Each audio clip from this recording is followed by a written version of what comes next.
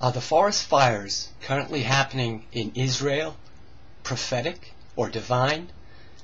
I probably would have never given it my consideration had it not been for hearing this. Listen very carefully.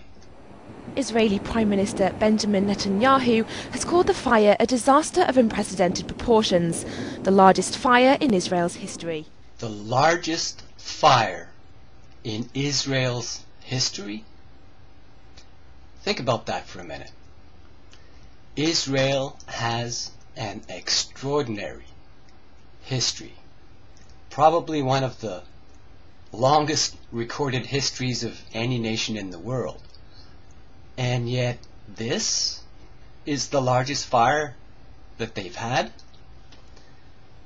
If you're living in Russia or North America, then enormous forest fires happen almost yearly.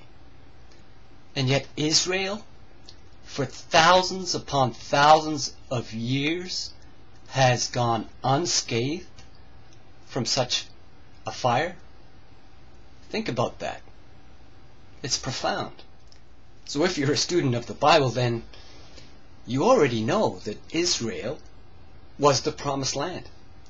But not just was the promised land.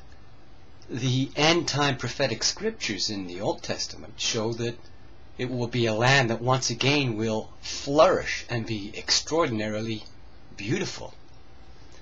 And yet now we have a forest fire, the largest fire in Israel's history, in the promised land, the land that God looks after and keeps his eye on, and yet we have a fire that God was unable to prevent.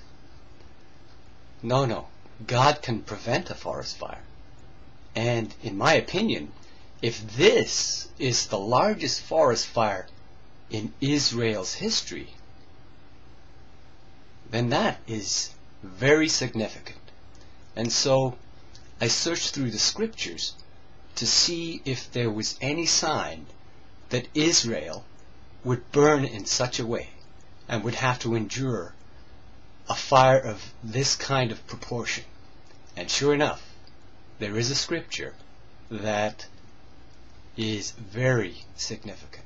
So here we go. I'll read that scripture from the Bible. It's Isaiah chapter 33, and I'll start in verse 9. Listen carefully to the geographic locations specified in this scripture. Here we go, verse 9.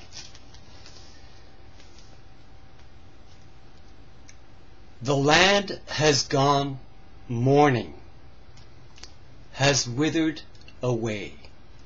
Lebanon has become abashed. It has moldered. Sharon has become like the desert plain. And Bashan and Carmel are shaking off their leaves. Now I will rise up, says Jehovah. Now I will exalt myself. Now I will lift myself up. You people can see dried grass. You will give birth to stubble. Your own spirit as a fire will eat you up. And peoples must become as the burnings of lime. As thorns cut away, they will be set ablaze even with fire. Hear you men who are far away, what I must do. And know you who are nearby, my mightiness. In Zion the sinners have come to be in dread. Shivering has grabbed hold of the apostates. Who of us can reside for any time with a devouring fire?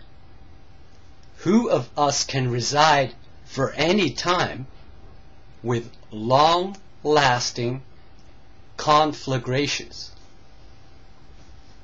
That's the scripture. Look it up. So yeah, that scripture mentions Carmel, and it mentions a few other places like Lebanon, Bashan, and the plains of Sharon. And if you read the Bible, all of these places are well known for their beauty and for their trees. You'll read scriptures in the Bible about the massive trees of Bashan, or the cedars of Lebanon, and the beauty of Carmel. And the plain of Sharon is described as an incredibly fertile, beautiful place. And yet here now we have the largest fire in Israel's history. So if this is the largest fire in Israel's history, then chances are that this prophecy recorded in Isaiah chapter 33 has never been fulfilled. It is an unfulfilled prophecy right up to today. Or is it? Is it now being fulfilled? Because what God says will most certainly happen. And what he said here in Isaiah was that there would be a conflagration, a fire. It would be set ablaze. And yes, that fire is in Carmel, which is indeed mentioned in this scripture. And so, if there has never been a fire of this proportion before, then you certainly should give your consideration to this fire that is currently happening. If you are giving your consideration to the scripture, then please understand why it's significant. Because Isaiah is giving this event, the conflagration, as a sign. A sign of what? I'll read it again. Listen carefully to the sign that this conflagration indicates. Now I will rise up, says Jehovah. Now I will exalt myself. Now I will lift myself up. So what does that mean? That means that the fire is a sign that God intends to act and has started. And so if religious people, Christians and Jews around the world, have not given their consideration to this, then now's a good time to start doing that. If this is the sign, then God has started to pay attention to the things happening on the earth, and does indeed intend to exalt himself.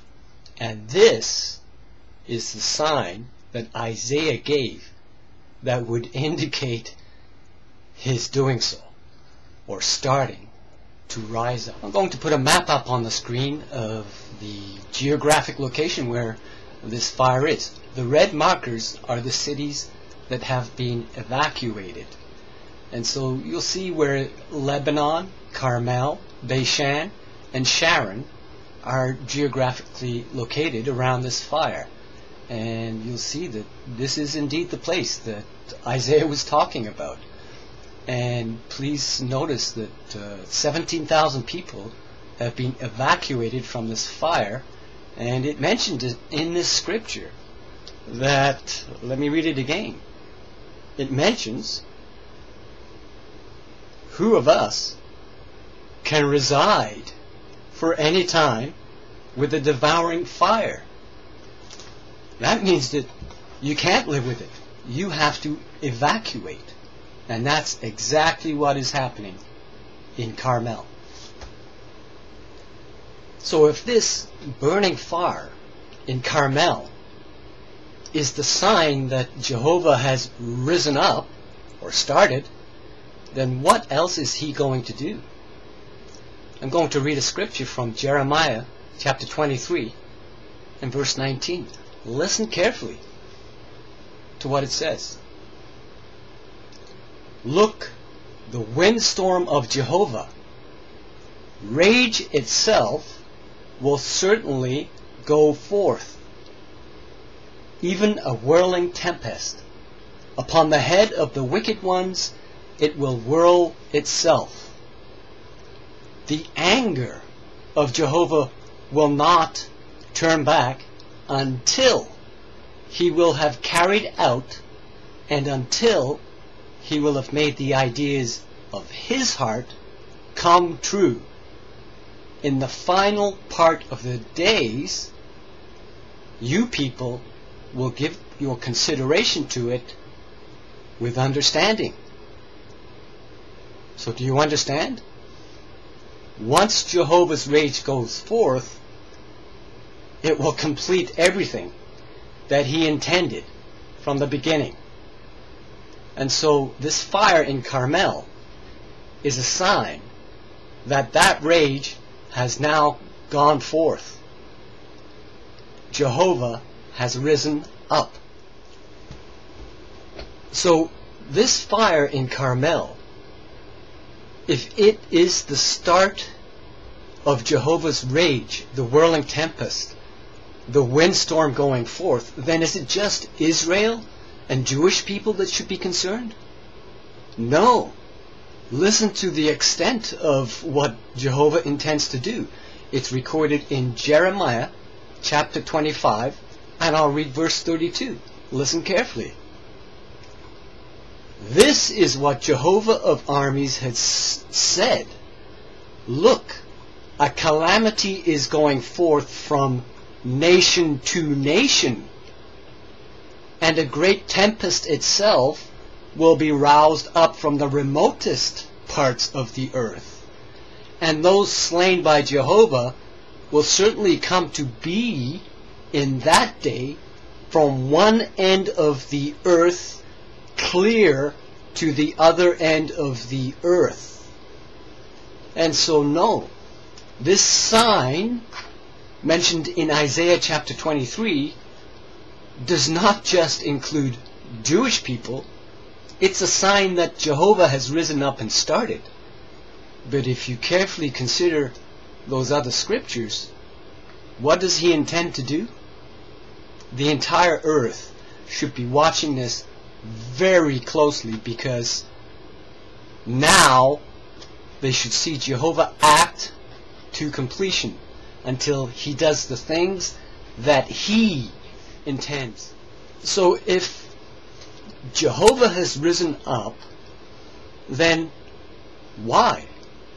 What caused it? What did people do that caused Jehovah to rise up and accomplish the intentions of his heart and exalt himself? If we go back to Isaiah chapter 33, there's some clues right at the start of the chapter as to why God would rise up and do such a judgment to Israel and eventually the rest of the entire world. Listen carefully what it says at the start of chapter 33 in Isaiah. Woe to you who are despoiling without you yourself being despoiled, and to you who are dealing treacherously without others having dealt treacherously with you. As soon as you have finished as a despoiler, you will be despoiled. And so this is a judgment, a retribution for the actions of people in Israel and around the entire earth.